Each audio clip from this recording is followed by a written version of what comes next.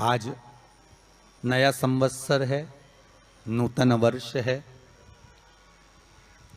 पूरे भारत की भूमि पर और मेरे भारत के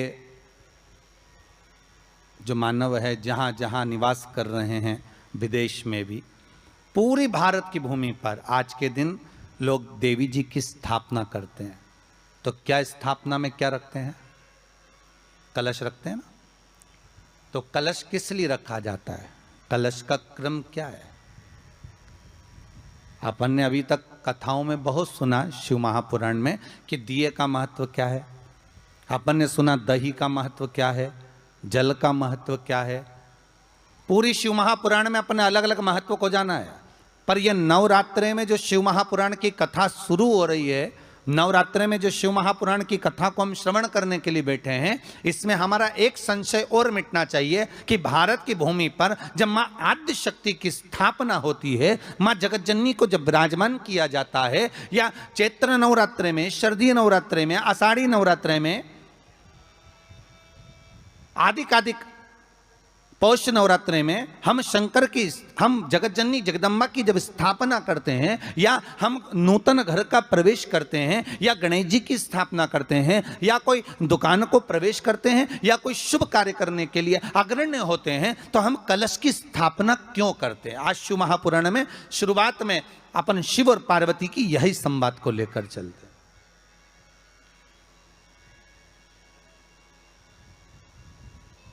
आखिर कलश में ऐसा क्या है?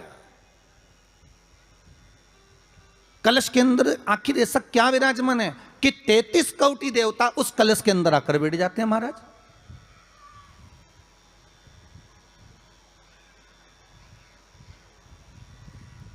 आप कोई यज्ञ करने जा रहे हो, आप कोई पोथी पुराण करने जा रहे हो, आप कोई अच्छा कार्य करने जा रहे हो, तो ब्राह्मण देवता कह देते कलश की स्थापना होगी, कलश की शोभा यात्रा निकलेगी, कलश यात्रा निकलेगी, कलश विराजमान होगा। और आज हर की पौड़ी पर, प्रयागराज में, या उज्जैनी में, नासिक में जो बड़े बड़े कुंभ के मेले होते, कुंभ का मतलब भी तो कलश से होता है। उसकी महत्वता क्यों है? उस कुंभ की, उस घड़े की महत्वता कहां से प्रकट हो गई? शिव महापुराण की कथा कहती है महाराज, भगवान ओघड़दानी शंकर स्वयं आद्य शक्ति जगदम्बा से कहते हैं कि जगदम्बा तू क्या चाहती है बोल। तो जगतजननी जगदम्बा कहती है कि जहां मैं हूं वहां शंकर है। ये आपने कह दिया, पर जहां शंकर है वहां पार्वती का होना जरूरी है। उसके लिए सिद्ध करने के लिए एक स्थान ऐसा बनाया जाए जहां पर शंकर विराजमान है और शंकर के साथ पार्वती विराजमान है। तो शिव जी ने कहा, पार्वती, उसके लिए मैं तुझे एक सुंदर कलश का निर्माण कर देता हूं। दुनिया का रचनाकार, दुनिया की रचना करने वाले महाराज, संपूर्ण ब्रह्मांड की रचना करने वाले, जिनको भगवान शिव ने स्वयं ब्रह्मदेव से कहा है कि ब्रह्मा जी तुम सृष्टि खंड को आगे बढ़ाइए, सृष्टि की रचना करिए। और आज ही के दिन, यही चैत्रीय प्रतिपदा के दिन, यही इसको कहते हैं नया संवत्सर, नया वर्ष। हिंदू धर्म में क्यों कहा जाता है? आज ही के दिन ब्रह्मा जी ने महाराज सृष्टि की रचना करना प्रारंभ करा था। आज ही के दिन भगवान शिव और ब्रह्मा का संवाद हुआ था। सीधे भगवान शंकर ब्रह्मदेव के पास जाकर बोले थे, हे ब्रह्मदेव, आप सृष्टि की रचना करिए। तो ब्रह्मा जी ने पूछा था, सारे नक्षत्र आपने बनाए, सारे दिन आपने बनाए, सारी घड़ियां आपने बनाई, सारा पल आपने बनाया, मनुष्य की श्वास गिनती, काउंटिंग, अर्थात मनुष्य के शरीर की रोमावली, ये सब आपने निश्चित करी है। मनुष्य की कितनी धड़कन चलेगी, कितनी श्वास चलेगी, 21,600 श्वास जो मानव के शरीर से प्रतिदिन निकल रही है, 3.5 करोड़ रोम छिद्र जो मनुष्य के शरीर में बने हुए हैं, ये संपूर्ण बनाने वाले आप हो। एक एक घड़ी, एक एक पल, एक एक नक्षत्र, एक एक समय बनाने वाले आप हो। हर श्वास को बनाने वाले आप हो। तो आपसे मुझे कहना है कि एक निर्माणकर्ता ब्रह्मदेव, आप ब्रह्मा जी कर रहे हैं, तो एक काम करो ना कि सृष्टि की रचना भी आप करो। भगवान ब्रह्मा ने शिव जी से कहा कि सृष्टि की रचना आप करिए।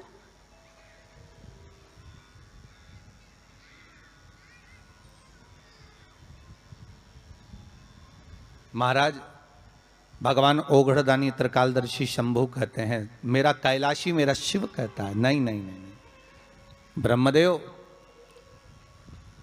सृष्टि की रचना करने को तो हम कर दें, मना नहीं है, पर भगवान विष्णु की नाभि से आप प्रकट हुए हो। भगवान शेषनाग की सैया पर शयन कर रहे हैं, और भगवान जब शेषनाग की सैया पर शयन कर रहे हैं, उस शेषनाग की सैया से सोते हुए भगवान ने अपने नाभि कोश से आपको प्रकट करा है कमल के पुष्प के ऊपर।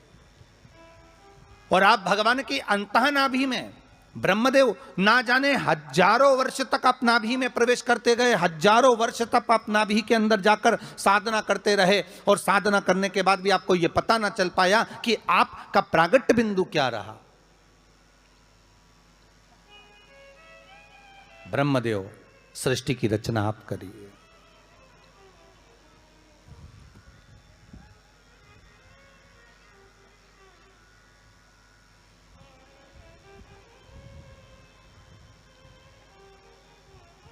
ब्रह्मा जी कह रहे हैं, नाथ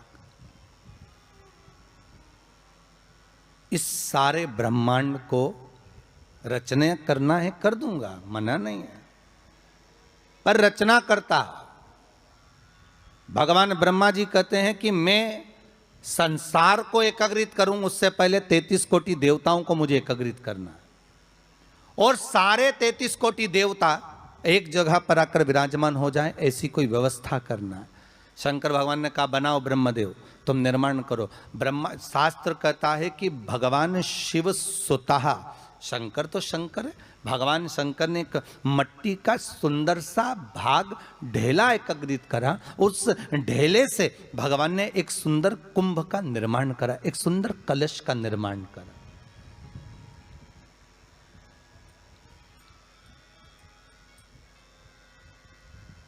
देखिए कितनी सुंदर कथा है। अगर आप लिंग पुराण में इस कथा को निकालोगे तो एक आनंद की अनुभूति और होगी। अगर किसी के मन में संशय हो कि यह कथा कहाँ से ली गई है, तो लिंग पुराण में से आप इसको निकालिए। उसमें वर्णन किया गया कि सफेद मट्टी का शिवलिंग, लाल मट्टी का शिवलिंग, पीली मट्टी का शिवलिंग, काली मट्टी का शिवलिंग, उस शिवलिंग के निर्माण के पहले जब भगवान का पूजन करने के लिए पात्र की जरूरत पड़ी, तो उस पात्र का निर्माण किसने करवाया था? और सबसे पहला पात्र निर्मित, सबसे पहला पात्र का निर्माण, ये तांबा, सोना, चांदी, पीतल, इनके पात्र तो बाद में बने साहब। सबसे पहला पात्र बना ही काय का था? जम के बोलिए जरा, काय का बना था? सबसे पहला पात्र था ये मिट्टी का। आज भी हिंदू धर्म में भले तुम्हारे घर में सोने के कलश हो, भले चांदी के कलश हो, भले तुम्हारे घर में पीतल और तांबे के पात्र रखे हों, पर आज भी अगर ब्राह्मण कहेंगे कि हमें कोई यज्ञ करना है, अनुष्ठान करना है, हमें ये स्थापना करना है, तो ब्राह्मण एक ही बात कहेंगे कि तांबा, पीतल, चांदी के हमें पात्र नहीं चाहिए। ब्राह्मण कहेगा मैं मिट्टी के कलश लाकर रखो।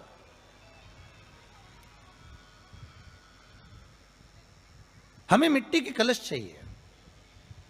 और कितना बड़ा प्रमाण है जी, शास्त्र का प्रमाण देखिए कितना बड़ा है।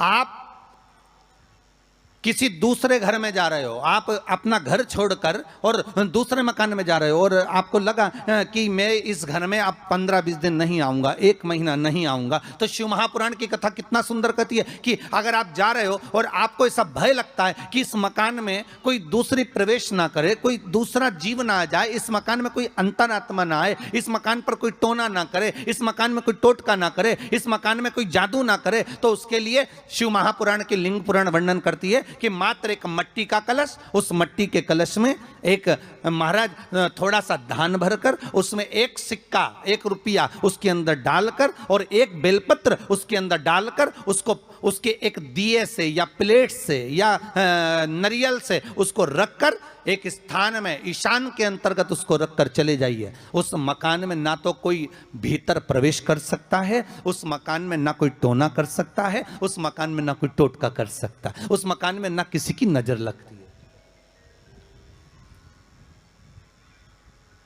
और वो पात्र कोई दूसरा नहीं होना, वो पात्र होना चाहिए मट्टी का कलश। मट्टी के कलश की बड़ी महत्वता है। अब तो थोड़ा सा महाराज हो गया कि लोग हम मट्टी का कलश अगर तुम दोगे भी तो ब्राह्मण क्या काम में लेगा, तो ब्राह्मण जन कह देते हैं थोड़ा तांबे के 4 कलश लेकर आइए हो, तुम जरा स्टील के 5 कलश लेकर आइए, आप तुम तांबे के या ये बर्तन लेकर आइए। पहले इसका प्रमाण नहीं था, पहले प्रमाण था केवल मट्टी का कलश, स्थापना जो थी वो मट्टी का कलश, विराजमानता थी मट्टी का कलश, जिसका निर्माण स्वयं भगवान शिव शंकर, भगवान शंभु, भगवान त्रिकालदर्शी कैलाशी स्वयं लिंग पुराण के अंतर्गत शास्त्र वर्णन करता है कि जिसमें सुंदर शिवलिंग की स्थापना करी गई, शिवलिंग का निर्माण करने के लिए भगवान ने, और स्कंद पुराण में भी आता है यही बात, शिव महापुराण में भी आती है, और आपको पहले भी कथा में कहा कि ब्राह्मण सफेद मट्टी का शिवलिंग बना, पहले भी कथा में कहा, आज फिर कह रहा है। क्षत्रिय लाल मट्टी का शिवलिंग बना है, वैश्य पीली मट्टी का शिवलिंग बना है, शूद्र काली मिट्टी का शिवलिंग का निर्माण कर।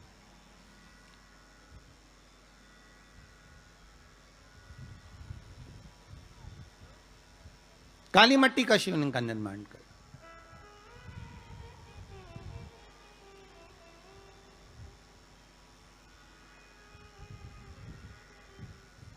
एक बहुत अच्छी बात कहें, अगर आप लोगों को अच्छा लगे तो अपनी जिंदगी में उतारना, ना अच्छा लगे तो उसको छोड़ देना, ठीक है।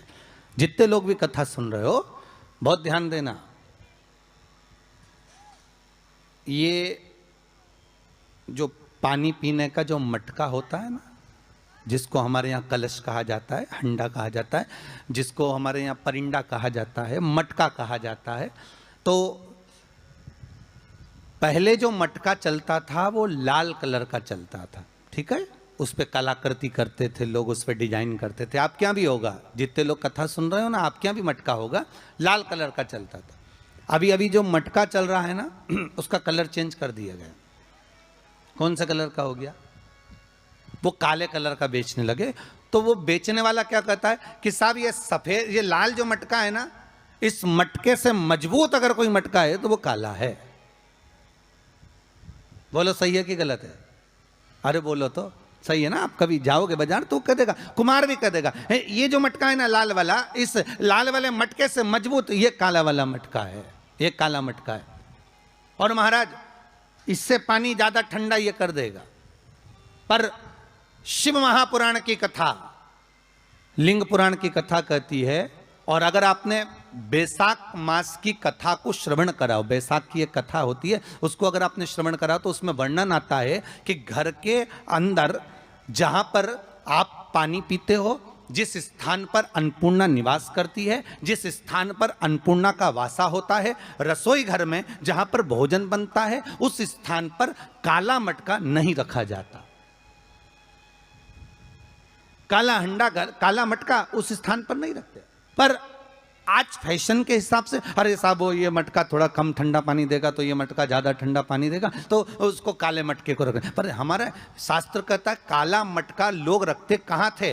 पहले जो शास्त्र रीति थी, उस काले मटके को रखते थे जब मकान बनता था, जब प्रॉपर्टी बनती थी, जब जमीन बनती थी, जब जायदाद बनती थी, संपदा बनती थी, तो उस स्थान पर उस काले मटके को केवल नजरोटे के लिए, केवल हाय के लिए, केवल नजर के लिए रखा जाता था। उसको लोग लेना पसंद नहीं करते। पर आज के व्यक्ति को अगर कह दिया जाए कि ये 2 मटके रखे हैं साहब, लाल भी है और काला भी है, तो कौन सा पसंद करेगा? वो काला वाला ही दे दीजिए साहब, ये पानी ज़्यादा ठंडा करेगा, उसकी श्रेष्ठता रहेगी। नहीं, शिव पुराण कह रही, भगवान कुंभ का निर्माण कर रहे हैं, भगवान कलश का निर्माण कर रहे हैं, और भगवान स्वयं ब्रह्मदेव कर रहे हैं कि आप ऐसा निर्माण कर दो जिसमें 33 कोटि देवता स्वतः विराजमान हो जाए। तो भगवान ने उस कलश का निर्माण कर दिया। अब कलश का निर्माण करा तो स्वयं भगवान ब्रह्मदेव बोले, प्रभु इस कलश के अंदर मेरा स्थान कहां है? मेरा स्थान कहां है? बहुत ध्यान देना महाराज, कलश का जो मुख होता है, उस मुख पर भगवान विष्णु का स्थान होता है। किसका स्थान है? भगवान विष्णु का। थोड़ा सा नीचे आओगे, जहां से कलश का मुख दबा हुआ होता है, वह जगह भगवान स्वयं शिव की होती है। किसकी जगह है? भगवान शंकर की। कलश का अग्रभाग, नीचे का भाग जहां से फैला हुआ होता है वहां ब्रह्मा का आधिपत्य स्थापित होता है। फिर कलश का जो नीचे का भाग होता है वो भगवान शिव और शक्ति का स्थान होता है। कलश के बाहरी भाग में, जहां पर बाहर का हिस्सा होता है, उस कलश के बाहरी भाग में 33 कोटि देवताओं को भगवान शंकर ने लाकर विराजमान किया होता है। महाराज भगवान शंकर 33 कोटि देवताओं को निमंत्रण देकर उस कलश में विराजमान कर दिया।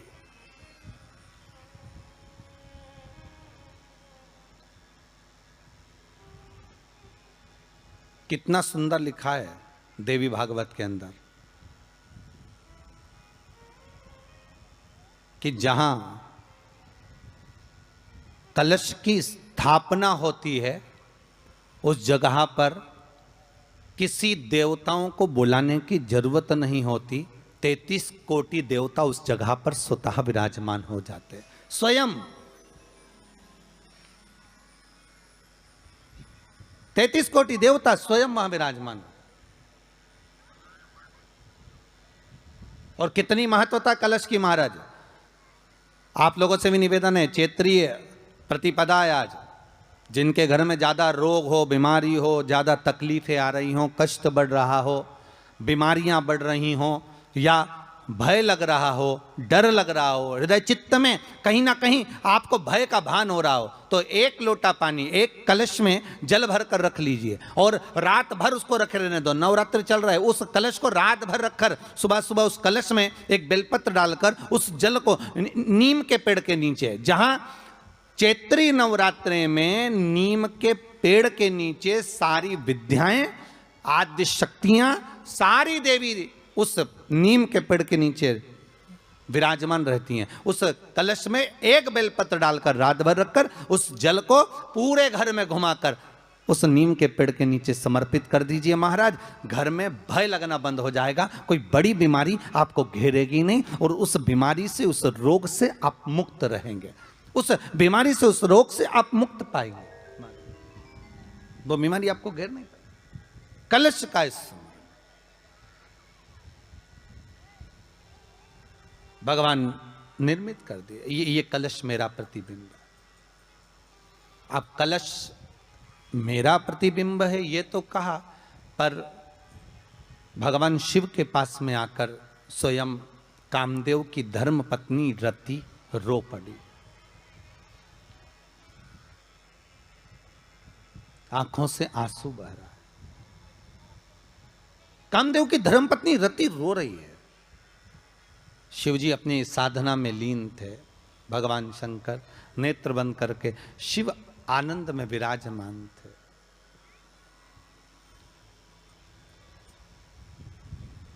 नेत्र बंद बाबा।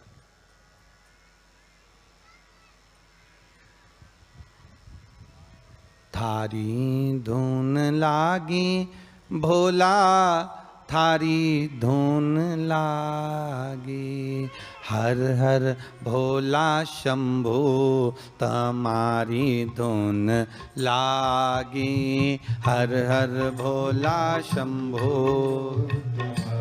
भाव से हर हर भोला शंभू तुम्हारी धुन लागी, हर हर भोला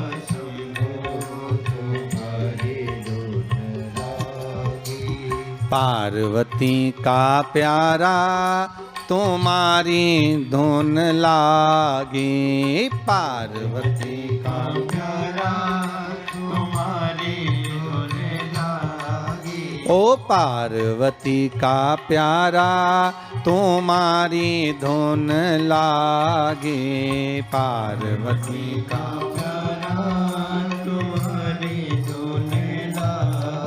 ओ हर हर भोला शंभो तुम्हारी धुन लागे।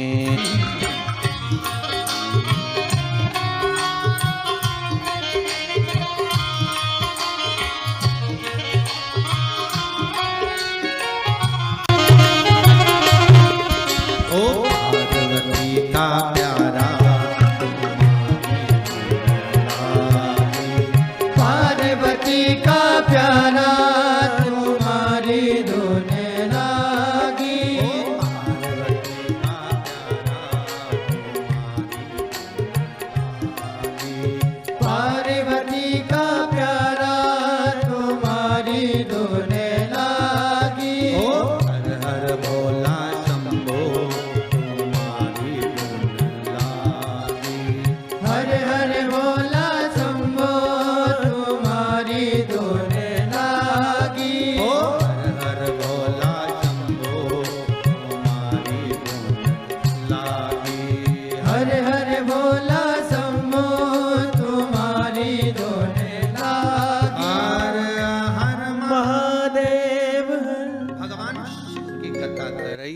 औघड़दानी त्रिकालदर्शी कैलाशी शंभु के पास में उस समय पर कामदेव की धर्म पत्नी रति भी आ, जिसके नयनों में जल भरा हुआ।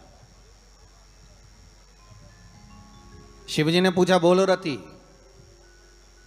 आप और यहां जब आपका पति जलकर भस्म हुआ तो हमने वर दिया था आपके पति को कि ये भगवान कृष्ण का पुत्र बनकर मिलेगा आपको, फिर क्यों आप यहां पर आई हो? क्या हो गया ऐसा? क्या चाहती हो आप? फिर आने का कारण क्या है आपका? किस लिए पधारी हो आप? महाराज, मेरा पति जो जलकर भस्म हुआ था, उसके भस्म होने पर मेरे ऊपर भी केस लगाया। तो भाई केस तुम्हारे ऊपर किसने लगा दिया? ऐसा क्या हो गया कि तुम यहां मेरे पास में आई? प्रभु, बात इतनी सी है कि मेरा पति जब आपके नेत्रों की ज्वाला द्वारा जलकर भस्म हो रहा था, उस समय पर वो आम के पेड़ पर बैठा हुआ था। तो फिर क्या चाहती है? भगवान से मां रति कह रही हैं, दिक्कत केवल इतनी सी है कि मेरा पति जलकर भस्म हुआ, वो आपने वर दे दिया कि वो कृष्ण के पुत्र बनकर हमें मिल जाएंगे। वो हम मान रहे हैं, सब जानते हैं हम, ठीक है। पर दिक्कत इतनी सी है कि जिस आम के पेड़ पर मेरा पति बैठा हुआ था, उसके चक्कर में वो आम का पेड़ भी जला। तो वो आम का पेड़ जो जला, उसने मुझसे कहा है कि पति का तो उद्धार हो गया, पर हमारा उद्धार कैसे? अब देखिए, कई लोग कहते हैं, प्रश्न करने वाले पीछे नहीं हटते महाराज, बहुत प्रश्न करते हैं और प्रश्न कर कर पूछते हैं, गुरुजी ये कलश के ऊपर आम के पत्ते क्यों लगते हैं? उसका उत्तर है, ध्यान दीजिए। प्रश्न बहुत है तो उसके उत्तर भी बहुत है, बस उसको समझने वाला चाहिए। और आप लोगों को तो आज बहुत बहुत भगवान ने कृपा करी है, जो आप पहले दिन ही कलश स्थापना होती और पहले दिन ही आपको ये ज्ञान हो जाए कि बच्चे पूछें कि कलश क्यों रखा जाता है, कलश के ऊपर आम के पत्ते क्यों लगाए जाते हैं, कलश के ऊपर नारियल क्यों रखा जाता है, कलश के ऊपर 9 बार मोली क्यों बांधी जाती है, मोली मतलब लच्छा नाड़ा 9 बार क्यों लपेटा जाता है नारियल के ऊपर, कलश के ऊपर जब रखते हैं।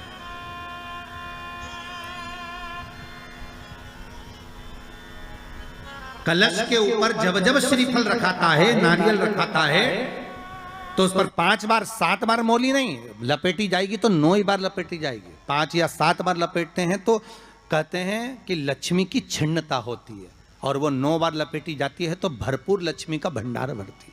क्यों क्यों कहते हैं उसे?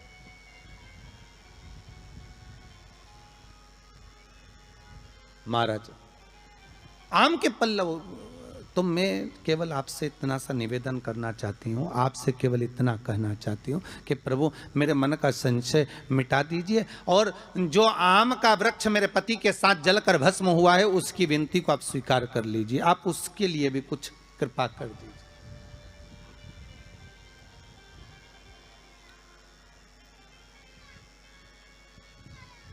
इसी को कृपा कहते हैं, इसी को करुणा कहते हैं, इसी को दया कहते हैं। भगवान बोले, अब आप आई हो रति, ठीक है, मांगो क्या चाहिए, बस इतनी कृपा कर दीजिए कि आम के वृक्ष का भी उद्धार कर दो।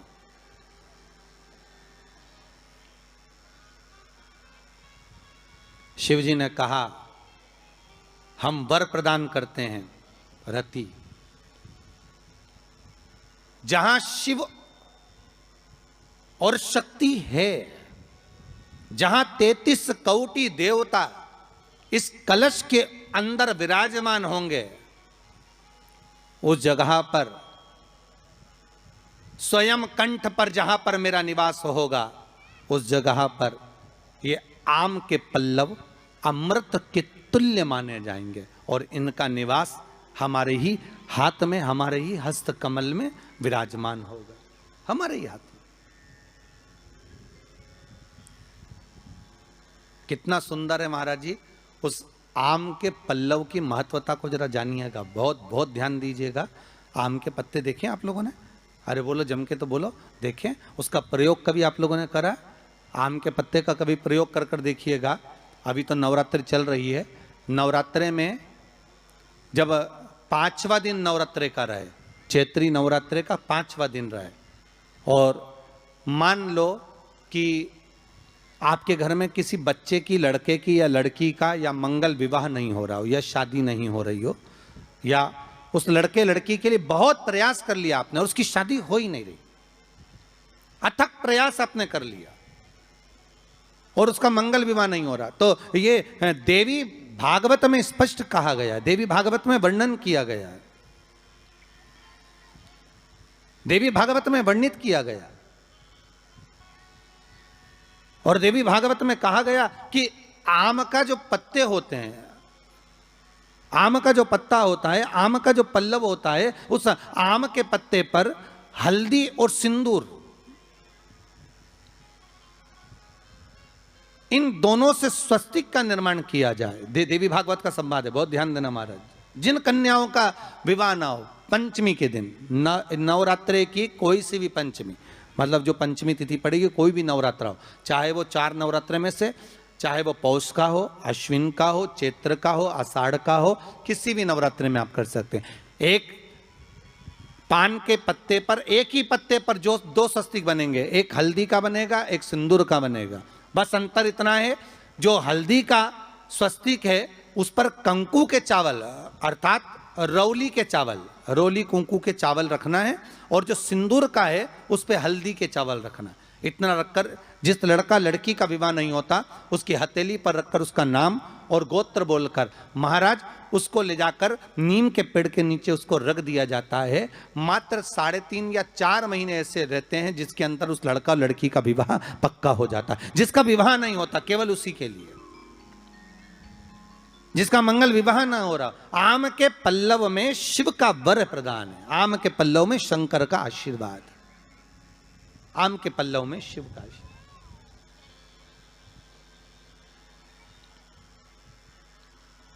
भगवान भूत भावन भूतेश्वर मेरे शिव, मेरे करुणा सागर मेरे शंकर, मेरे त्रिकालदर्शी मेरे कैलाशी मेरे भोलेनाथ स्वतः कह रहे हैं, हरिरति तुम रोती क्यों है, तुम्हारे रोने का कारण क्या है? प्रभु मेरे पति के साथ ये आम का पेड़ भी जलकर भस्म हुआ, आम का पेड़।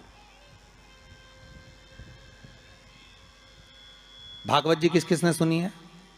हाथ उठाओ जरा, जिन जिन ने भागवत जी सुनी है। आप लोगों ने सुनी है भागवत? रखिए हाथ। अगर आप लोगों ने भागवत सुनी होगी तो उसमें वर्णन आता है, तक्षक नाग डसने के लिए जब जा रहा था तब ब्राह्मण देवता जो जहर उतारना जानते थे उनको लेकर राजा परीक्षित के पुत्रों ने अपने दूतों को भेजा था लाने के लिए कि एक ब्राह्मण ऐसे हैं कि वो तक्षक नाग का जहर उतार सकते हैं, वो तक्षक नाग के जहर को समाप्त कर सकते हैं, तो आप उनको लेकर आओ। और वो तक्षक नाग का जहर उतारने वाले उस ब्राह्मण को लेकर जा रहे थे, तो सर्प ने विचार करा, तक्षक नाग ने कि बताओ ये तो गजब का काम कर रहा, अगर ये ब्राह्मण पहुंच गया तो ये ब्राह्मण तो सर्प का जहर उतार देगा। तो सांप तक्षक नाग को ये चिंता लग गई कि मेरे को ही डसना है और मेरे ही जहर ये उतार देगा, और डसने भी एक ही बार है और मरना चाहिए परीक्षित, परीक्षित को श्राप लगाए, अब करूं तो करूं क्या। तो सर्प ने विचार करा कि मैं एक रूप रख कर जाता हूं और इस ब्राह्मण की परीक्षा लेता हूं। सर्प रूप रख कर गया, भागवत आप लोगों ने श्रवण करी होगी। तो जब तक्षक रूप रख कर गया और उस ब्राह्मण के पास में जाकर पूछा कि ब्राह्मण देवता ये बताओ कि आप कहां जा रहे हो, तो ब्राह्मण बोला आपको नहीं मालूम, राजा परीक्षित को सांप डसने वाला है तक्षक नाग और मैं जहर उतारना जानता हूं। अच्छा आप जहर उतार दोगे? हाँ। तो किस लिए जा रहे हो? जहर उतारने के लिए। तो जहर उतारने क्यों जा रहे हो? तो कहा राजा है राजा, जब राजा का जहर उतारेंगे तो मुद्रा भी कितनी मिलेगी आपको मालूम नहीं है क्या? अच्छा ब्राह्मण देवता इसलिए जा रहे हो? हाँ। पर उसको तो किसी संत ने श्राप दिया है। अरे तो श्राप संत ने दिया है, हम ब्राह्मण हैं, हमारा कर्म है किसी को बचाना, तो हम तो बचाएंगे। अच्छा, आप में इतनी सामर्थ्यता है कि आप तक्षक नाग का जहर उतार दो? अरे तक्षक नाग आकर अगर मेरे सामने खड़ा हो जाए और किसी को डस ले तो यह पक्का है कि मैं जहर उतार सकता हूं। अच्छा, तो इतने में तक्षक नाग सामने बिल्कुल प्रकट हो गया और तक्षक नाग प्रकट होकर बोला, बता ब्राह्मण किसको डसूं मैं? ब्राह्मण ने कह दिया तुम्हारी मर्जी पड़े उसको डसो। सामने एक पेड़ था, उस पेड़ को ब्राह्मण ने, उस तक्षक नाग ने डस लिया। अब तक्षक नाग ने उस पेड़ को डसा और डसने के बाद में वो पेड़ पूरा जल गया, पूरा जल गया।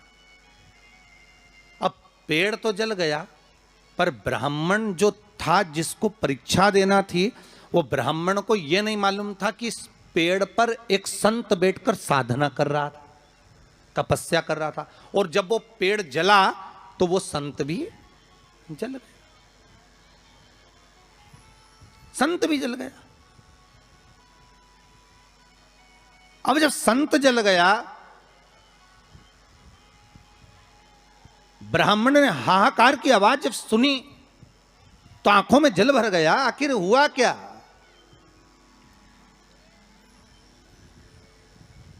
ये संत जल कैसे गया? तो कहा इसके जलने का कारण केवल इतना है कि अब आप जीवित करो, इस पेड़ को हरा भरा करो, इस पेड़ को हरा भरा कर दीजिए।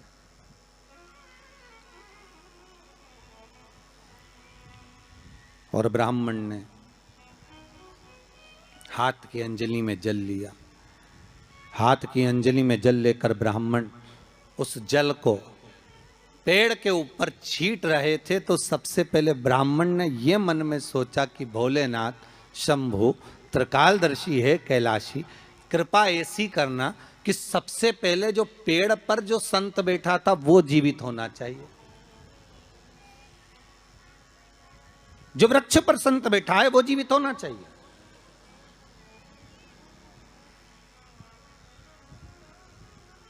हाथ का जल ब्राह्मण ने जैसे ही छोड़ा, छोड़ते से ही पेड़ भी हरा भरा हो गया और उसके ऊपर जो संत बैठे थे वो भी जीवित हो गए।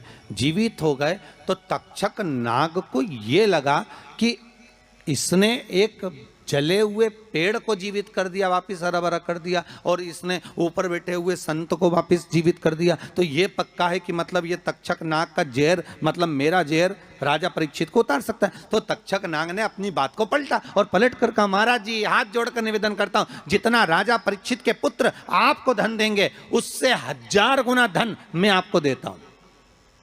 ब्राह्मण ने कहा ठीक है, अगर दक्षिणा से बड़ी दक्षिणा हमको एक ही जगह पर मिल रही है तो फिर हमें जाने की जरूरत क्या। ब्राह्मण ने दक्षिणा ली, वापिस मुड़ गया, वापिस मुड़ गया।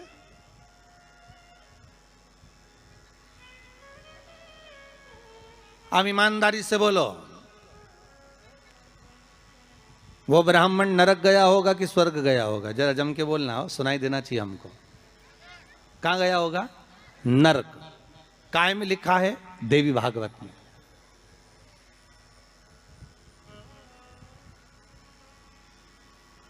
उसका कारण क्या था?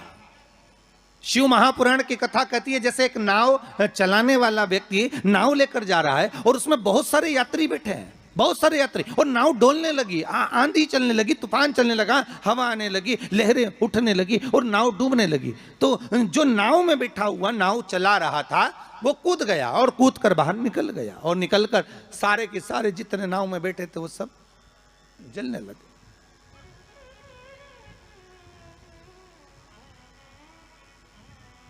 जितने नाव के अंदर बैठे थे वो सारे के सारे जलने लगे।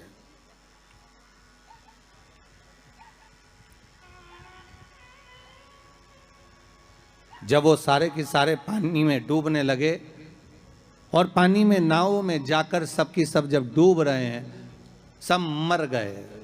सारे के सारे जो नाव में बैठे थे, जो तैरना जानते थे वो बाहर निकल गए, बाकी के सब डूब गए।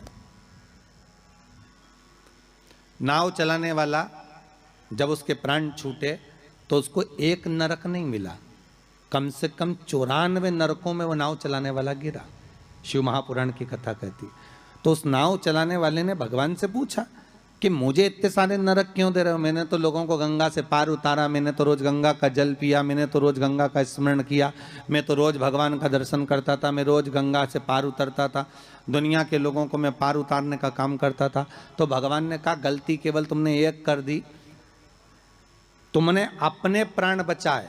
अगर तुम 2 लोगों के भी प्राण बचाते बचाते मर जाते तो तुमको वैकुंठ मिल जाता, पर खुद के प्राण बचाए और दूसरों को मरने दिया, इसलिए तुमको नरक मिला, इसलिए तुम्हें नरक प्राप्त हुआ। शिव महापुराण की कथा कहती है जिस पर दुनिया को विश्वास होता है कि बचाते बचाते भगवान करे भले तुम्हारे प्राण छूट जाते तो तुम्हें स्वर्ग मिल जाता। युद्ध के मैदान में सैनिक युद्ध करते करते मर जाता तो उसको वीरगति प्राप्त हो जाती, पर खुद के प्राण बचाने के चक्कर में आप दुनिया को धकेल दो, ये श्रेष्ठता नहीं।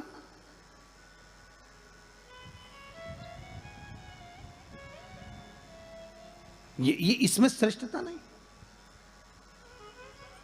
जब तक उस शरीर में प्राण है, जब तक उस शरीर में श्वास है, डॉक्टर भी अपनी जान झोंक दे कि कैसे भी मुझे इसको बचाना है, चाहे कुछ भी हो जाए इसके प्राण बचना चाहिए। फिर धन मूल नहीं है, फिर संपदा मूल नहीं, फिर सत्ता मूल नहीं है।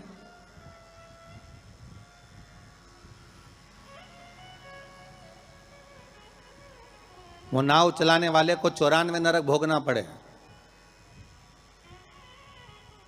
जिस ब्राह्मण ने दक्षिणा ज्यादा लेकर राजा परीक्षित को नहीं बचाया, चले गए। जब भगवान ने विद्या दी है, भगवान ने ज्ञान दिया है, भगवान ने विवेक दिया है और तुमको उस लायक बनाया है कि आप 4 लोगों को पढ़ा सकते हो, आप 4 लोगों को आगे बढ़ा सकते हो, आप इसका सम्मान कर सकते हो, आप इसको अग्रण्यता प्रदान कर सकते हो, आप इसको विवेकता दे सकते हो। और आप उस विवेकता को ना देते हुए अगर आप अपने उस वैभव को छुपा रहे हो और उससे वंचित कर रहे हो दुनिया को, तो फिर भगवान छोड़ने वाला नहीं है। नरक भोगना।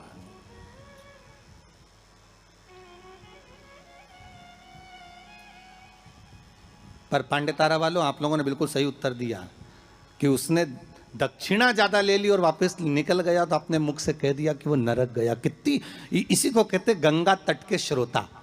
गंगा तट के जो श्रोता होते हैं ना, बड़े आनंदमय होते। कथा जो सुनते हैं ना, उसका भाव एक आनंदित होता है कि वो अपना लक्ष्य छोड़कर, अगर चाहता तो राजा परीक्षित को बचा सकता था, पर थोड़ी सी संपदा के चक्कर में, थोड़े से धन के चक्कर में वो ब्राह्मण भी थोड़ा सा लोभ आया और लोभ के चक्कर में अपने कर्म से वंचित हो गया। तो वो चरित्र कहां गलत है महाराज जी? एक महाराज जी प्रवचन दे रहे थे, उस प्रवचन में एक गांव का व्यक्ति कथा सुनने बैठा था और खड़े होकर पूछ लिया, महाराज जी पाप के बाप का नाम क्या है? महाराज जी ने पूछा, क्या पूछ रहे हो, फिर से बोलो। तो वो व्यक्ति बोला, महाराज जी हमें दशरथ जी के पिताजी का नाम मालूम है, हमें राम जी के पिताजी का नाम मालूम है, हमें कृष्ण जी के पिताजी का नाम मालूम है, हमें सबके बाप का नाम मालूम है, बस पाप के बाप का नाम नहीं मालूम। तुम हमें उत्तर दे दो। तो महाराज जी भी मन में सोचे पाप का बाप। महाराज जी मन में सोचे हमने पूरी पुराण पढ़ी पर ये पाप का बाप तो हमें कहीं नहीं मिला, सारे शास्त्र भी उखाड़ कर देख लिए पर उसमें पाप का बाप मिलना बड़ा कठिन। अब पाप का बाप कहाँ से ढूंढे? तो महाराज जी ने कहा एक काम करते हैं, कल हम आपको बताएंगे, आप कल कथा में आना। और महाराज जी फिर प्रवचन देने बैठे और वो व्यक्ति फिर आके बैठ गया। अब जैसी कथा समापन हुई, महाराज जी तो फिर खड़ा हो गया, महाराज सीताराम। महाराज जी बोले सीताराम। और बोलो पाप का बाप। महाराज जी बोले बहुत अच्छा, पाप का बाप पीछे पड़ा। महाराज जी बोले कल बिल्कुल पक्का है कि तुमको तुम्हारे प्रश्न का उत्तर मिल जाएगा। अब महाराज जी ने आज भगवान को 2 अगरबत्ती लगाई कि वो नहीं आना चाहिए प्रभु, क्योंकि वो फिर आएगा, फिर प्रश्न करेगा पाप का बाप। अच्छा वो प्रश्न नहीं भी करता ना तो उसका मुंह देखकर याद आ जाता है कि प्रश्न करेगा पक्का। तो पंडित जी जब निकले ना प्रवचन के लिए तो उन्होंने भगवान को तो गलती लगा, भगवान ये नहीं आना चाहिए। और पंडित जी जैसे ही बस कथा में आ रहे थे, प्रवचन देने आ रहे थे, वो रोड पे ही मिल गया पक्का। अब पंडित जी मन में सोचे प्रवचन दूं कि ना दूं, बड़ा टेंशन है। अब प्रवचन दे कि ना दे यही सोचे। अब महाराज जी फिर कथा में बैठे, उसने फिर प्रश्न कर दिया महाराज कि पाप के बाप का नाम बता दीजिए। महाराज जी फिर नहीं बोले। अब नहीं बोले तो शिव महापुराण की कथा कहती है महाराज, वहीं पर एक वैश्या बैठी थी कथा में, रोज कथा सुनने आती थी। उसका मन, उसका चित्त, उसकी वृत्ति कथा में बड़ी रमती।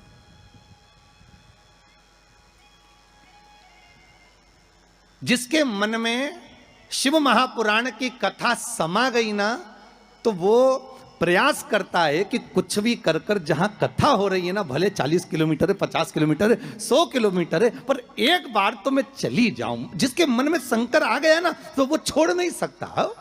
वो प्रयास करेगा कि मैं कैसे भी पहुंच जाऊं, बस कथा में एक बार मेरी हाजिरी लग जाए, शंकर सुन ले बस एक बार शिव महापुराण की कथा, उस पंडाल में चली जाऊं जिस पंडाल में मुझे बेलपत्र का आनंद मिल जाए, बस उस पंडाल में मुझे पहुंचना। अब वैश्या का नियम था, वो कथा कभी नहीं छोड़ती थी, और वो भी कथा में जाकर बैठ गई और कथा में रोज सुने वो पाप के बाप का चक्कर। और महाराज जी बस प्रवचन करें, अक्षतम केशवम राम नारायणम, जैसे महाराज जी अक्षतम केशवम करें, सब बैठे रहे, वही खड़ा हो जाए।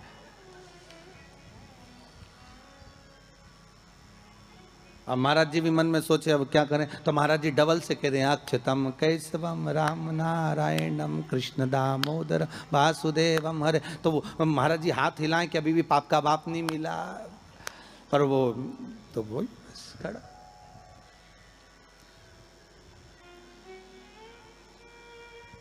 आज वेश्या ने कह दिया, गुरुदेव आपसे एक निवेदन है मेरा। बोलिए। मैं वेश्या हूं, छुपाया नहीं। संत, सदगुरु, भगवान, माता पिता, इनसे कभी नहीं छुपाना अपने को। छुपाकर जाएंगे भी कहां?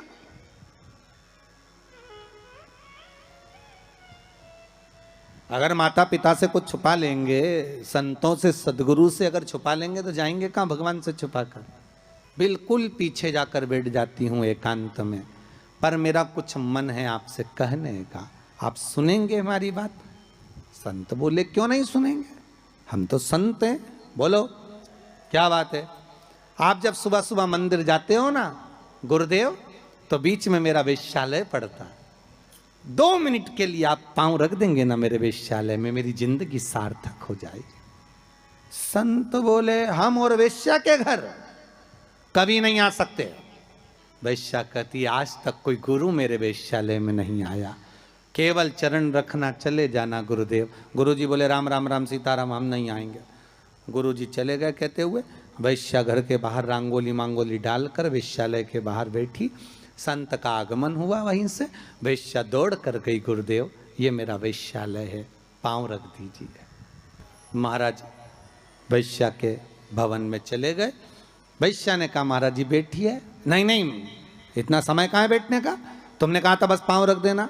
महाराज जी बैठ जाइए, आपके हाथ जोड़ती हूँ, 5 मिनट बैठ जाओ।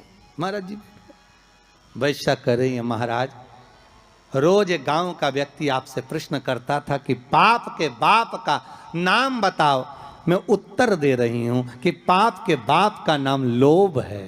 तो वो जो ब्राह्मण था उसने एक गलती कर दी। परीक्षित को अगर बचाता भले 5 मुद्रा मिलती, पर मिलती ना, मिलती मुद्रा।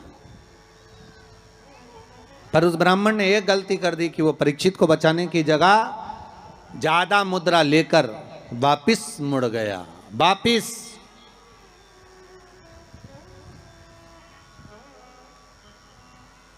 जहां से ब्राह्मण वापिस मुड़ा था, आज भी अगर आप सुकताल जाएं, जहां सुखदेव जी महाराज ने राजा परीक्षित को कथा सुनाई थी, तक्षक नाग जहां आया था इस ब्राह्मण की परीक्षा लेने के लिए, और ब्राह्मण जहां से वापिस मुड़ा उस गांव का नाम है मोड़ना। आज भी उस गांव का नाम मोड़ना, वहां से मुड़ गया था वापिस ब्राह्मण, वापिस चला गया।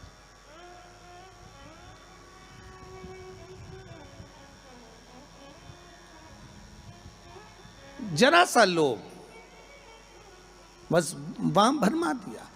शिव महापुराण की कथा कहती है, आम के पल्लव में जो छुपा था कामदेव, जब भस्म हुए, वो आम के पल्लव ने मां रति से प्रार्थना करी और रति ने उस आम के पल्लव का उद्धार कर दिया। संसार सागर में अगर हमारा जन्म हुआ है, मनुष्य की अगर देह मिली है, मानव का जी शरीर मिला है, मानव की अगर योनि मिली है, 84 लाख योनियों में सर्वश्रेष्ठ है मानव का शरीर, जिसको पाने के लिए देवता भी तरसते हैं। हाथ जोड़कर देवता भी भगवान से कहते हैं हमें मनुष्य बनना, हमें मानव बनना। देवताओं को भी ये योनि नहीं प्राप्त होती। क्यों? क्योंकि बैकुंठ का भोग केवल भोग है, केवल भोग। अगर मरने के बाद बैकुंठ चले भी जाओगे तो वहां चांदी की थाली में, सोने की थाली में भोजन मिलेगा, डनलफ का गद्दा मिलेगा, एसी का रूम मिलेगा, बढ़िया खाने के लिए सब कुछ मिलेगा, आराम से फ्रिज, कूलर, वॉशिंग मशीन सब मिलेगा। एसी में आप आराम से सो, डनलफ के गद्दे पर सो। पर बैकुंठ में केवल भोग भोगने की वस्तुएं मिलेंगी। पर बैकुंठ में भगवान का भजन मिलेगा क्या? जम के बोलिए, नहीं मिलेगा। बैकुंठ में गंगा का स्नान मिलेगा क्या? नहीं मिलेगा। बैकुंठ में शिव महापुराण की कथा मिलेगी क्या? नहीं मिलेगी। बैकुंठ में दान करने का मौका मिलेगा क्या? नहीं मिलेगा। बैकुंठ में भजन करने का मौका मिलेगा? नहीं मिलेगा। बैकुंठ में ना तो भजन मिलेगा, ना कीर्तन मिलेगा, ना नाम जाप मिलेगा, ना गंगा का स्नान मिलेगा। बैकुंठ में ना तीर्थ मिलेगा। बैकुंठ में अगर मिलेगा तो एक एसी का रूम मिलेगा, डनलफ का गद्दा मिलेगा, सोने की थाली में भोजन मिलेगा, 2-4 दासियां तुम्हारा पंखा झेलेगी, पांव दबाने वाले मिलेंगे, इससे ज्यादा कुछ नहीं मिलेगा। बैकुंठ में लोग कहते हैं भगवान विष्णु मिलेंगे क्या? तो भगवान विष्णु से किसी ने पूछा तुम बैकुंठ में रहते हो? भगवान विष्णु कहने लगे मुझे तो फुर्सत ही नहीं, जहां कथा होती मैं तो वहां चले जाता। जब बैकुंठ अधिपति कथा सुनने के लिए पितरों के धाम में जाते हैं, कथा सुनने के लिए पांडतारा आ जाते हैं, कथा सुनने के लिए गंगा के घाट चले जाते हैं, तो भगवान कह रहे हैं बैकुंठ में फिर मनुष्य क्यों चाहता है बैकुंठ जाने के लिए? लक्ष्मी जी से पूछा तुम रहती हो क्या बैकुंठ में? लक्ष्मी जी बोली मैं जहां नारायण मां में, मैं क्या करूं बैकुंठ में? तो फिर बैकुंठ में क्या है? तो लक्ष्मी जी बोली 3 स्टार होटल, 5 स्टार होटल, आराम से रहो, खाओ पियो, मौज करो। और जब तुम्हारा पुण्य खत्म हो जाए, जैसे ही पुण्य खत्म वैसे ही धक्का मार के फेंक दिया। जैसे जब तक जेब में पैसा है तो होटल के अच्छे से अच्छे रूम में, खूब कुंभ के मेले में होटल बुक करो, खूब इलाहाबाद में, प्रयागराज में खूब प्रेम से रहो। और जब जेब में पैसा खत्म तो होटल वाला भी कह देगा निकलो, बाहर निकलो। तो होटल वाले से क्योंकि हमने 1 महीने का पैसा दिया था, 2 दिन तो ज्यादा रहने दे, 2 दिन क्या 24 घंटा ज्यादा नहीं रहने देगा। पैसा खत्म तो निकल कर बाहर जाओ, पैसा हो जमा करो, फिर रूम में रहो। उसी तरह बैकुंठ में जितना पुण्य है उसके बल पे रह लो, जैसे ही पुण्य समाप्त, चलो पांडे तारा वापिस पहुंच जाओ प्रतापगढ़। फिर कहोगे तुम जानते नहीं हो, हमने सियोर वाला महाराज के मुंह से शिव महापुराण की कथा सुनी तो बहुत बड़ा पुण्य कमाया। तो भगवान विष्णु बोले पुण्य तो कमाया पर खत्म भी तो हो गया, वापिस जा नीचे बैटरी चार्ज करके आ, वापिस जा, फिर कथा सुन। बड़ी मुश्किल से मिलता है ये मनुष्य का, मिलेगा। बैकुंठ चाहोगे तो मिल जाएगा, पर भोग करने के लिए मिलेगा। उसमें केवल आप भगवत भजन नहीं कर सकते, आप उसमें दान नहीं कर सकते। बैकुंठ में कोई तुम्हारे सामने हाथ फैलाकर भिक्षा मांगने नहीं आएगा। कोई बैकुंठ में तुमसे ये नहीं कहेगा कि तुम गौ माता के लिए दान दो, या तुमसे ये नहीं कहेगा कि वृद्धाश्रम के लिए दान दो, या तुमसे कोई ये नहीं कहेगा कि मंदिर निर्माण के लिए दान दो। बैकुंठ में तो तुम केवल भोग भोगोगे, और उसके बल पर भोगोगे जो तुमने दान करा, जो पुण्य करा, जो सत्कर्म करा। केवल एक मनुष्य की देह मिली है जिसमें हम दान भी करते हैं, हम भजन भी करते हैं, हम पुण्य भी करते हैं, हम सत्कर्म भी करते हैं, हम नाम जाप भी करते हैं। यह केवल एक मनुष्य की देह है, केवल एक मानव का शरीर।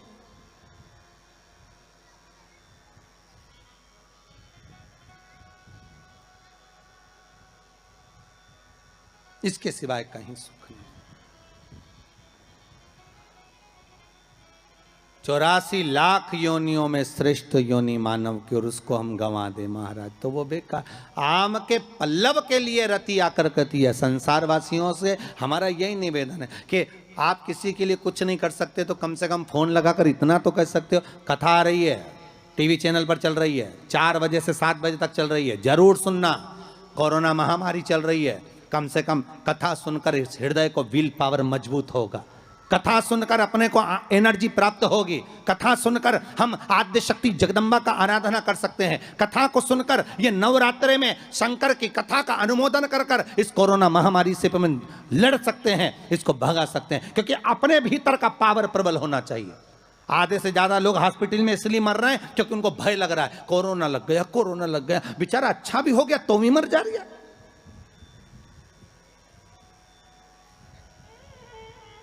सुनो कथा, शिव महापुराण की कथा कहती है,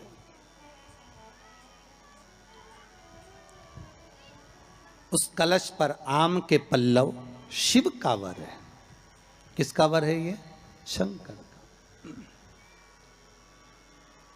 11 आम के जो पत्ते जिस डाली में लगे होते हैं, वो डाली कोमल सी डाली, 11 टुकड़े महाराज एक कच्चे सूत से लपेटकर 11 बार उसका भाग, जब उसको लपेट लोगे इस तरह से इकट्ठा करके, आगे का जो भाग है 11 बार कच्चा सूत लपेटने के बाद जो भाग पीछे का आगे का कोई भी हो, उसको शहद में डुबाकर शिव जी को समर्पित कर दो। किस जगह पर रखना है?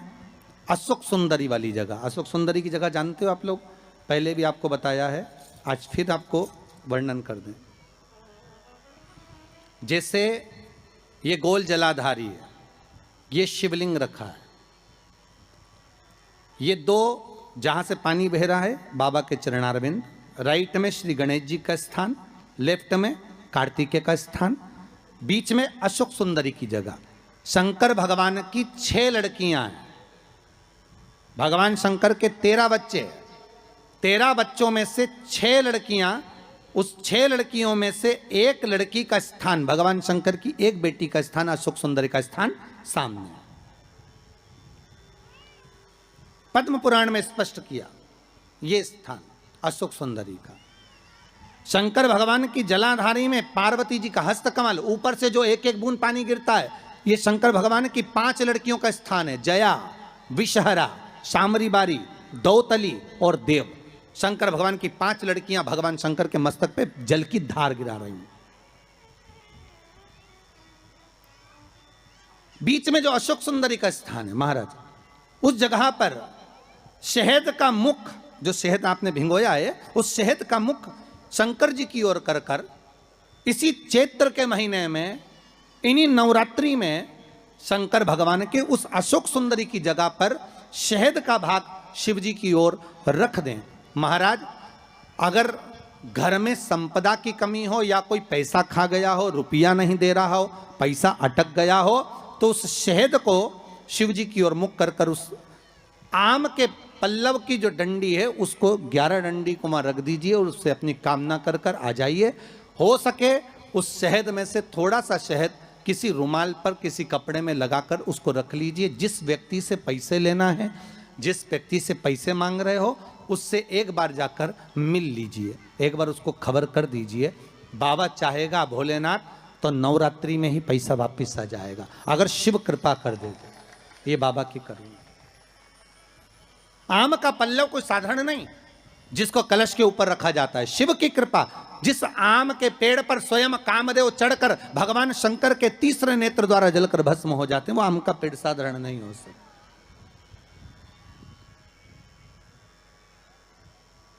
सहज नहीं है। और वैसे भी शिव शिव है महाराज। भोलेनाथ से निराला यहाँ कोई नहीं, भोलेनाथ से निराला यहाँ कोई नहीं, भोलेनाथ से निराला यहाँ कोई नहीं, भोलेनाथ से निराला यहाँ कोई नहीं, कोई नहीं रे यहाँ कोई नहीं, कोई नहीं रे यहाँ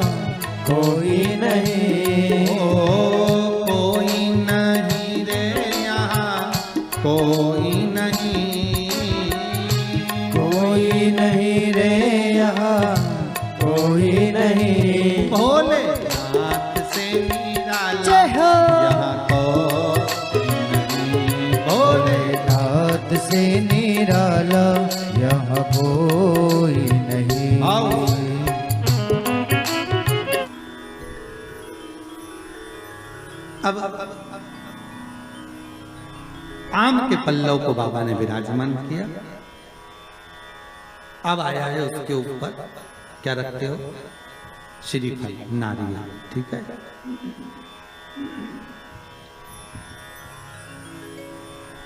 नारियल कौन? अब उसका भी प्रसंग शिव महापुराण में, स्कंद पुराण में बड़ा सुंदर है, ठीक है।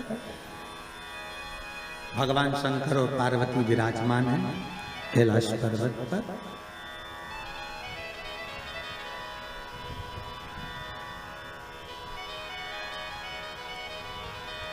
भगवान शिव के मन में बात आई।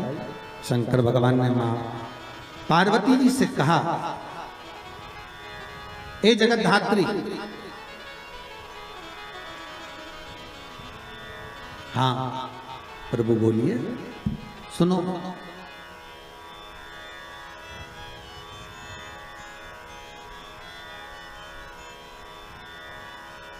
पार्वती जी का एक नाम है हेमलता। क्या नाम है? हेमलता। कई लोगों ने पूछा कि ये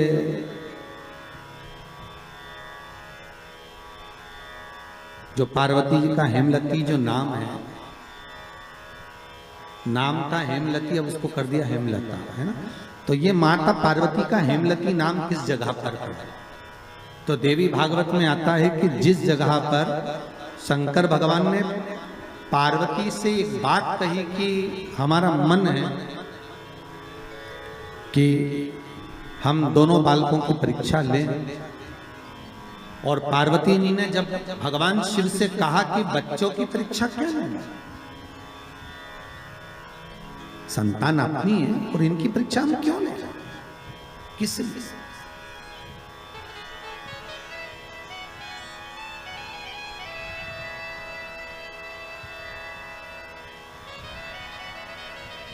मां पार्वती का जो नाम है हेमलती, हेमलता, इसका कारण केवल इतना था कि ये अपने पति को भी ज्ञान दे देती थी। कई बार इन्होंने समझाया है शिव जी को कि आप ये ना करिए।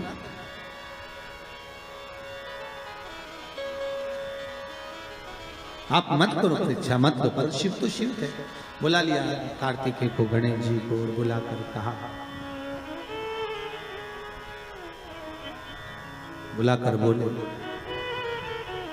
जो पृथ्वी की परिक्रमा पहले कर कर आएगा वो प्रथम गिनती में पूजा जाएगा, प्रथम भाग उसको पूज्य करते हैं, ठीक है। जाओ परिक्रमा कर कर आओ। अब गणेश जी महाराज बैठ गए चूहे पर, कार्तिकेय बैठ गए मोर पर। कार्तिकेय घर के बड़े थे, उनको ये बात ध्यान में थी, उनको ये बात का ज्ञान था। तो कार्तिकेय जी ने कहा, अगर माता पिता का कहना नहीं मानेंगे तो अच्छा नहीं लगेगा। तो कार्तिकेय जी तुरंत मोर पर चढ़कर और परिक्रमा करने निकल गए। अब गणेश जी तो चूहे को बुलाए, फिर चूहा भग गया, फिर पकड़ के लाए, फिर चूहा भग गया।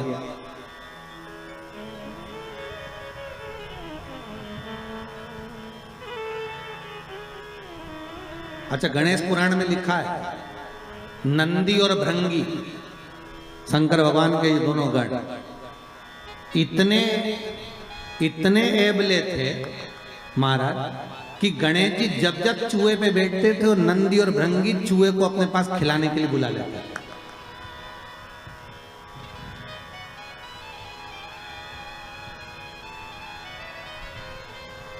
इनकी आदत थी दोनों की। अब जैसे ही परिक्रमा की बारी आई तो गणेश जी को, जैसे गणेश जी चूहे को बुलाए और नंदी भृंगी चूहे के सामने थोड़ा सा सामान डाल, चूहा अब बड़ी तकलीफ। गणेश जी को लगा कि आखिर कारण क्या है। तो गणेश जी ने देख लिया कि ये नंदी भृंगी ने करी है, तो नंदी भृंगी को देखकर कह दिया, आप नंदीश्वर, ये अच्छी बात नहीं है, आप मेरा चूहा बार बार बुला लेते हो, तो तुम ले जाओ चूहे को, जा। अब उन्होंने चूहे पर बैठ गए। बैठकर जैसे चले शंकर जी के पास में, तो शिव जी को प्रणाम कर कर कहा, पिताजी परिक्रमा करने जा रहा हूं। शंकर बोले जा। अब इनको क्या मालूम था कि यहीं लगा लेगा।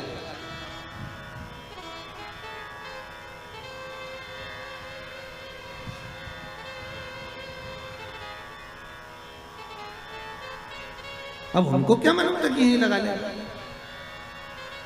होता है जैसे कि किसी एक दुबले पतले व्यक्ति को कहीं मालूम पड़े सेना में सम्मिलित कर दिया, उसको बहुत दुबला पतला,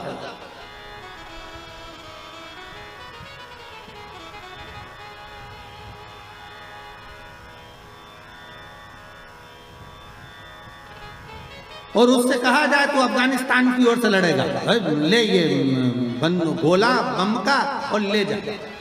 और उसने कहा मेरे में इतना जुनून है कि मैं पूरे देश को उड़ा दूंगा और अफगानिस्तान को जिता दूंगा। और मालूम पड़े उसको भेज दिया और इतना बड़ा बम देके भेजा, और मालूम पड़े जैसे ये बॉर्डर पे पहुंचा और तेजी से हवा चल गई तो घूम गया, मालूम पड़े वही उठाकर अफगानिस्तान पर फेंक दिया।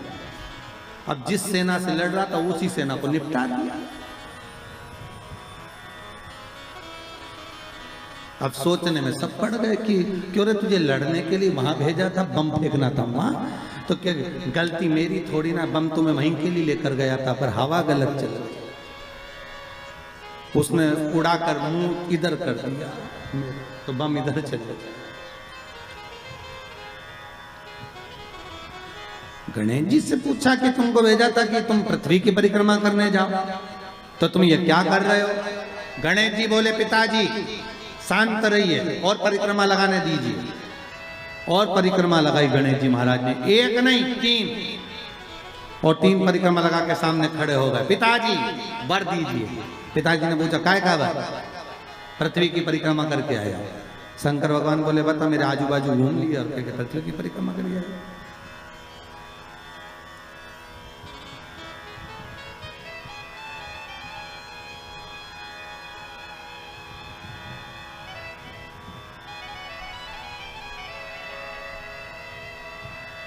तो ये होता है कभी कभी।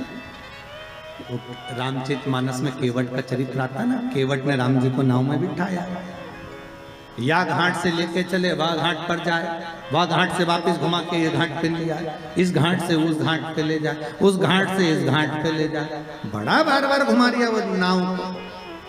अच्छा केवट की नाव जो अच्छी नाव थी वो तो भगवान ने छोड़ दी थी, वो केवट की नाव में बैठे तो वो नाव भी ऐसी थी कि उसमें बीच में छेद था। और लक्ष्मण जी ने कहा भी था भैया इसकी नाव में मत बैठो, छेद है। राम जी बोले कितना दयालु है बेचारा, कैसा सीधा साधा एकांत में बैठा, इसी की नाव में बैठूंगा मैं तो बस बैठूं। लक्ष्मण जी ने मना भी करा, और जैसे ही लक्ष्मण जी ऊपर चढ़े तो केवट ने अपना पिछोड़ा उतार के दे दिया, लो लक्ष्मण भैया। लक्ष्मण जी ने पूछा ये काहे के लिए? कि नाव में छेद है, पानी भराएगा तुम भरते जाना निचोड़ते जाना। अब लक्ष्मण जी वो पानी को बार बार निचोड़ रहे बार, और वो नाव को घुमाते जा रही है यहाँ से वहां, बार बार इधर जाए उधर जाए उधर। तो इतने में सबसे ज्यादा गुस्सा किसको आना चाहिए बोलो? लक्ष्मण को आना चाहिए ना, कि बता हम तो निचोड़ निचोड़ के मर जाए। लक्ष्मण जी को जो क्रोध आया तो न राम जी को देखा, और राम जी लक्ष्मण जी की बात को जान गए। तो राम जी लक्ष्मण जी की बात को जानकर उन्होंने केवट से कहा, केवट जी प्रभु ये घाट से वो घाट से ये घाट 10 चक्कर लगा दिए, हम थक गए, पार क्यों नहीं उतारता? केवट बोला वाह प्रभु तुम 10 चक्कर में थक गए, हमें 84 के चक्कर में पड़ो, हम नहीं थके। राम जी बोले बहुत बेकार है, इससे मुंह मिलाना ही बेकार। राम जी नीचे बैठ गए। राम जी ने लक्ष्मण को इशारे में बोला तू बोल ले, और लक्ष्मण जी उठ के खड़े हो गए, धनुष को बाण लेकर रुक जा, अभी तेरे प्राणों को हरता हूं, अभी प्राणों को हरता हूं तेरे। क्या समझता है तू? परेशान कर रखा है, पार क्यों नहीं करता? इतने में केवट बोले ए भैया लक्ष्मण क्रोध तो दिखाना मत, और ये समझना मत कि हम तुम्हें पहचानते नहीं है, तुम पूर्व में शेषनाग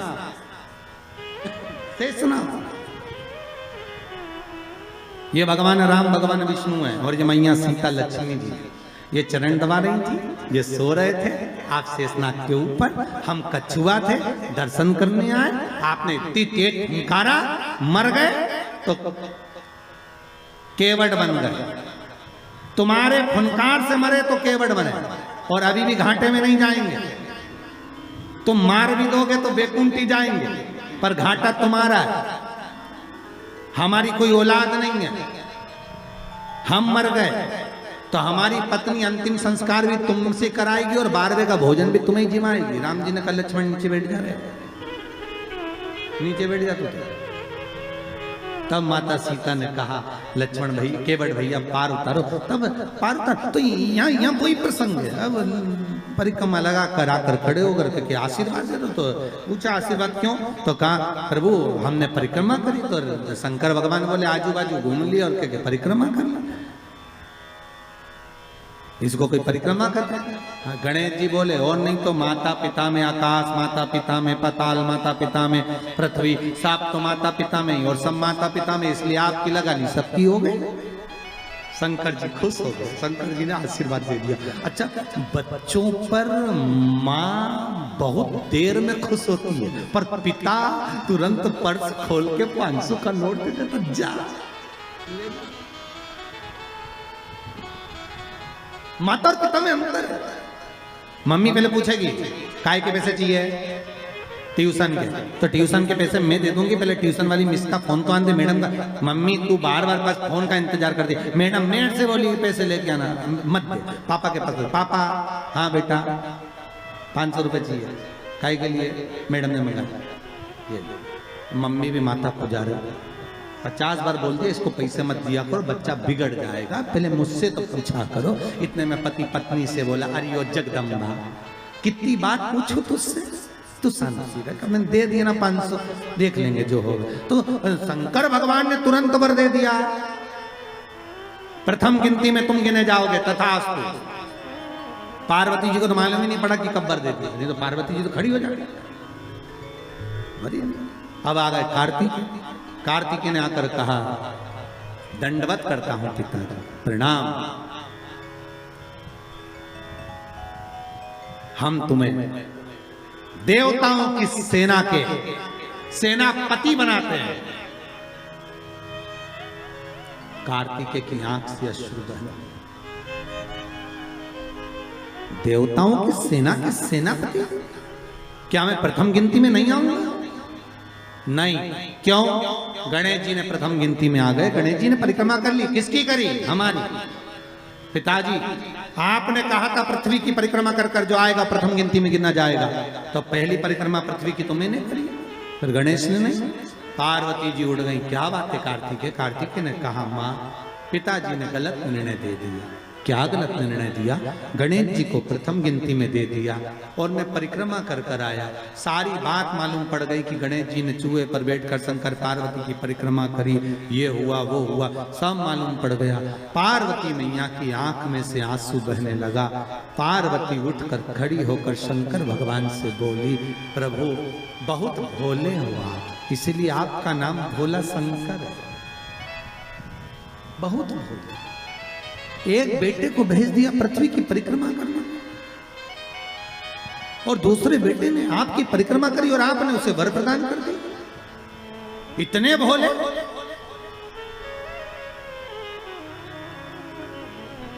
पुत्रों में भेद कर दिया।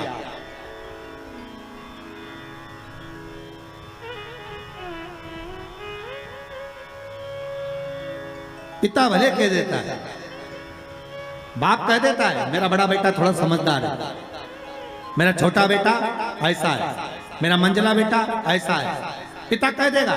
पर मां हमेशा कह देगी नहीं नहीं, मैंने बराबर का दूध पिलाया है, मेरे 4 बेटे 5 बेटे 6 बेटे 7 बेटे 3 बेटे 2 बेटे मेरे सब बराबर। ये माता का शब्द। मां कभी अपने बच्चों में भेद नहीं करती।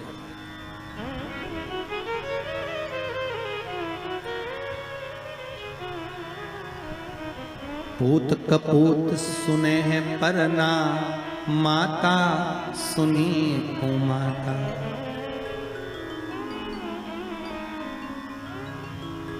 मां कभी कुमाता नहीं सुनी।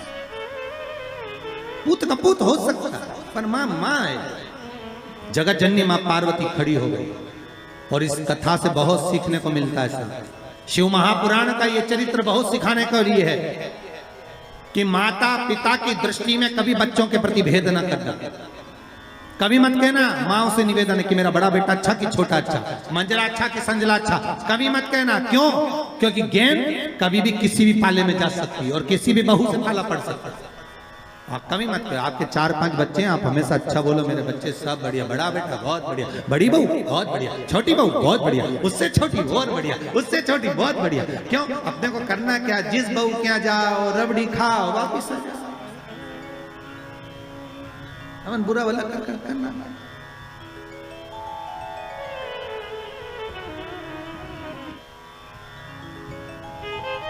सब जैसे शंकर भगवान कहाँ रहते हैं? जम के बोलिए शमशान। शमशान शिव जी का धाम, जहां पर सबकी शान सम है, उसी का नाम शमशान है। शमशान में जो जाता है वो राख का ढेर बन जाता है। राख का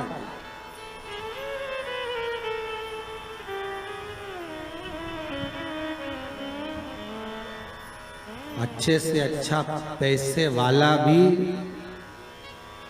मां पहचान में नहीं आता कि ये करोड़पति है। लकड़ी की जगह नोट थोड़ी ना लगाए जाते, और गरीब भी है ना तो वहां पहचान में नहीं आता कि ये गरीब है। वहां तो एक जैसी चादर है, सफेद कपड़ा उड़ा दिया, लाल कपड़ा उड़ा दिया, चिता पर सुला दिया, आग लग गई, एक जैसी।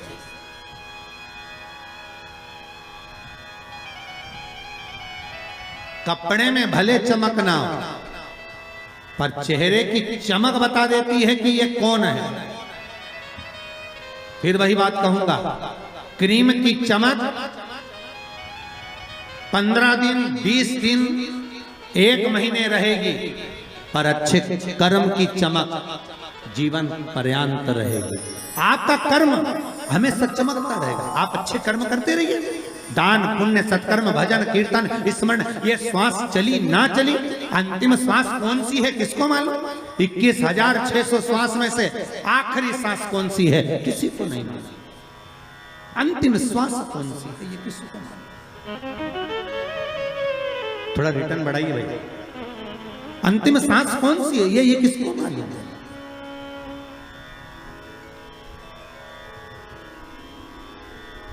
किसने देखी कि आखिरी श्वास कौन सी है हमारी? बस श्वास श्वास में राम कहो और वृथा जन्म मत खोए, ना जाने इस श्वास का फिर आवन होए ना हो। 21,600 श्वास जो मनुष्य के शरीर से प्रतिदिन निकल रही है, हर श्वास को ऐसे भजना भगवान का नाम कि अंतिम कौन सी हो। दान पुण्य संकीर्तन स्मरण अपने हाथों से कर लिया। पार्वती जी ने कहा ये आपने श्रेष्ठ नहीं किया।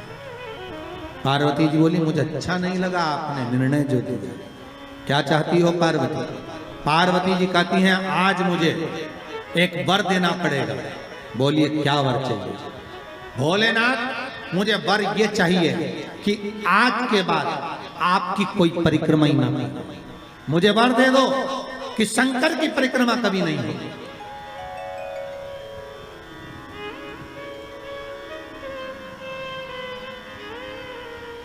शिव की परिक्रमा का विधान नहीं होगा। शंकर भगवान ने पार्वती को तथास्तु कह दिया। आज के बाद शंकर के मंदिर में शिवलिंग की कोई परिक्रमा नहीं करेगा। कभी आपने करते हुए देखा किसी को? नहीं। शंकर की परिक्रमा होगी तो आधी यहां से चालू होगी, वहां तक जाओगे फिर वापस आगे। यहां तक शिव महापुराण की कथा कहती है कि शंकर की आरती के बाद जो परिक्रमा भी होती है ना, वो भी पूरी नहीं करना चाहिए, आदि कर कर वापिस हो जाना चाहिए। शिव की आरती के बाद कई लोग शंकर जी की आरती उतारने के बाद जब परिक्रमा करते हैं ना, आरती की थाली लेकर चारों तरफ घूमते हैं, उसको भी आधा घूमो और आधे में वापिस। शिव परिक्रमा का वर दीजिए। आप वर प्रदान करो, हमें वर दे दीजिए। पार्वती मैं तुझे वर देता हूं कि शिव की परिक्रमा आप कोई नहीं करे। और अगर शंकर की परिक्रमा कोई भूल से भी करेगा तो उसको दोष लगेगा, उसका पुण्य छिन्न होगा। इसलिए शंकर की परिक्रमा लोग नहीं करते, क्योंकि उनने जो दान करा, पुण्य करा, सत्कर्म करा, भजन करा, कीर्तन करा, उसका पुण्य धीरे धीरे धीरे धीरे समाप्त तो होते चले जाता है, उस पुण्य की छिन्नता होती है।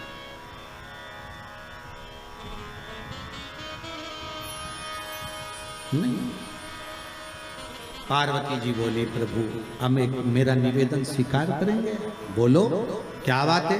पार्वती जी बोलती हैं आपने गणेश जी को प्रथम पद दिया है, तो इस कार्तिकेय को भी प्रथम पद प्रदान करिए। शिव जी बोले ये नहीं हो सकता, क्योंकि प्रथम पद एक ही होता है, प्रथम पद केवल एक होगा और वो एक पद मैंने प्रदान कर दिया। अब मैं दूसरा पद कैसे दे सकता, मैं दूसरा पद कैसे प्रदान कर सकता, मैं दूसरा पद कैसे दे सकता। पार्वती एक काम हो सकता, बोलिए प्रभु मैं कार्तिकेय को कुछ ऐसा बना देता हूं कि जहां पर गणेश प्रथम पद में रहेगा तो ये कार्तिकेय भी प्रथम पद में पूजा जाएगा, बना दीजिए। भगवान शंकर ने कार्तिकेय को श्रीफल का निर्माण कर दिया, स्कंद पुराण का क्या बनाया है, श्रीफल, नारियल। ये नारियल किसका प्रतिबिंब है, तो कहा ये कार्तिकेय जी का प्रतिबिंब है। किसका प्रतिबिंब है, कार्तिकेय जी का। तो गणेश जी की पूजन जो कलश के रूप में होती है तो उसके ऊपर जो श्रीफल रखाता है वो स्कंद देव है, कार्तिकेय है, वो स्कंद देव, वो कार्तिकेय।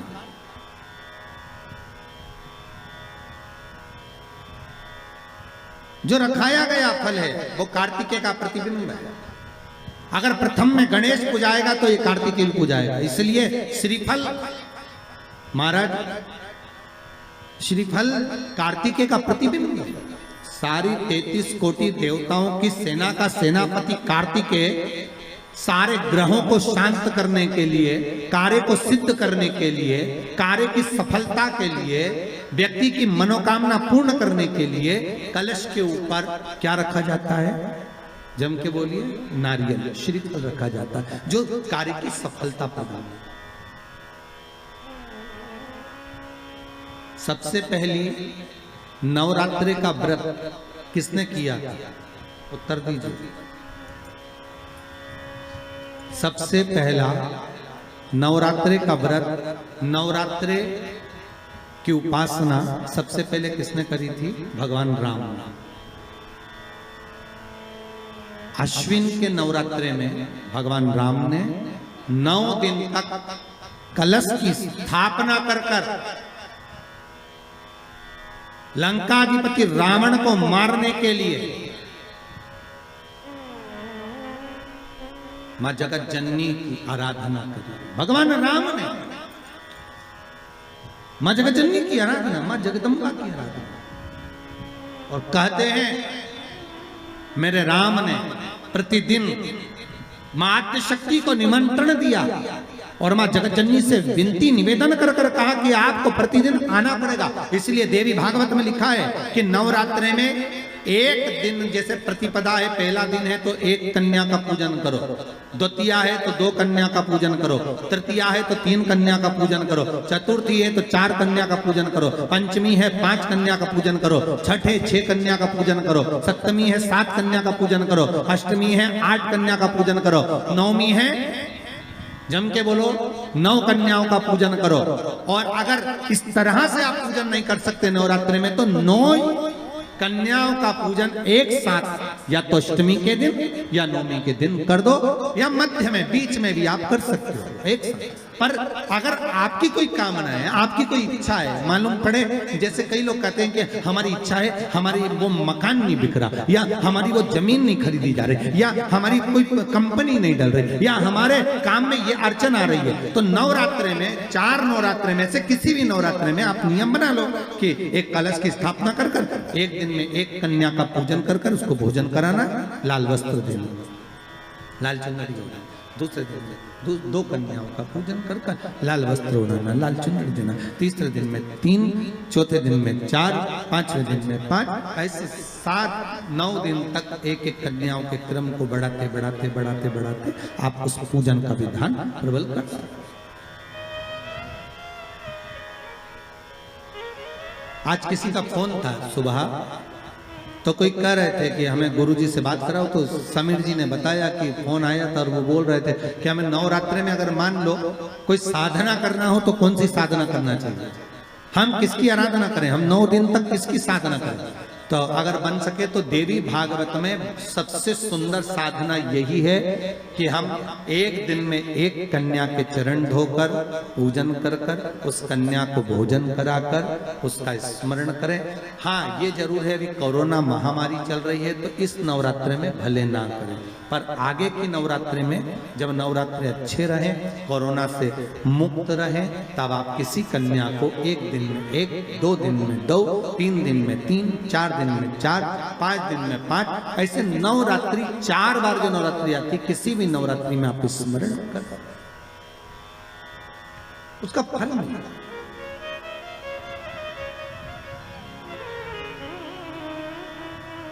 जैसे बेलपत्री का किया गया दान छिन्न नहीं माना गया। किस चीज का दान?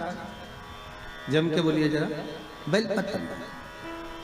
बेलपत्री का किया गया दान छिन्न दान नहीं है, समाप्ति नहीं होती। बेलपत्री अगर आपने कोई आपसे कहा जी जी तुम्हारे यहाँ बेलपत्री लगी है, जरा 8-10 दे दोगी क्या? बिल्कुल। और उससे कहो बेलपत्र तू मत तोड़, हम तोड़ कर देते, और अपने हाथ से बेलपत्र निकाल कर उसको दो दान। ये छिन्न दान नहीं है, ये समाप्त नहीं होता। ये बेलपत्र का दान अविरल दान बढ़ता है।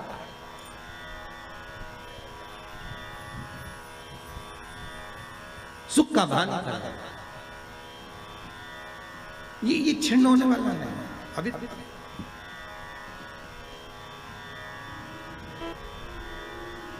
सारी पुराणे, सारे शास्त्र 7 पीढ़ी को तार देते हैं। शिव महापुराण के लिए स्कंद पुराण में कहा ये 71 पीढ़ी को तार देती है। 71 पीढ़ी तर जाती है मात्र एक बार शिव शंकर की कथा का स्मरण करने पर, शिव महापुराण को श्रवण करने पर 71 पीढ़ी।